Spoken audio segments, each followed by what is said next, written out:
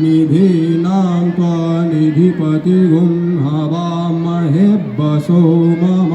आहम जानि गर्भध्वमा त्वमजासि गर्भधम् गायत्री त्रिष्टुप्जगत्या निष्टुपङ्क्त्या सह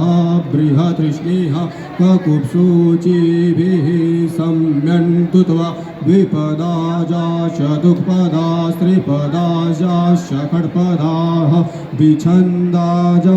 सछन्दाः सूचिभिः सम्यन्तु त्वा सहस्तोमाः सह छन्दस आवृतः सह प्रमारिखयः सप्तदेव्याः पूर्वेखां पन्थामनुदृश्य धीरा अन्वालेभिरेरथ्यो नरस्मिन् ॐ जजाग्रतो दूरमुदैति दैवन्तदुसुप्तस्य तथैवैति दूरं ऋचः सामजझो गुंखिजस्मिन् हृत्प्रतिष्ठरथनाभाविवाराः जस्मिन् निश्चितगुं सर्वमोतं प्रजानां तन्मे मनः शिवसङ्कल्पमस्तु हरिः ॐ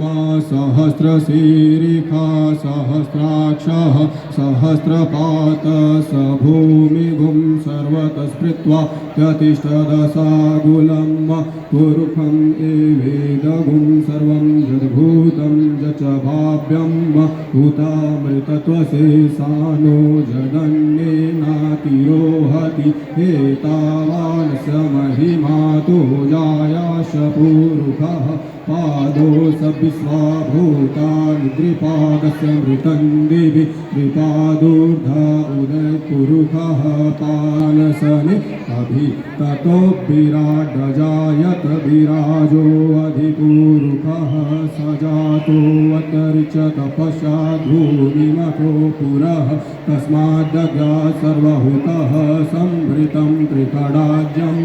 पशुंस्तां शत्रे वायव्यानारण्या ग्राम्याश्च तस्मादजुस्तस्मादज तेन देवा अयजन्त साध्यारिखयश्च यत्पुरुषं यदधुः कतिधा वैकल्पयन्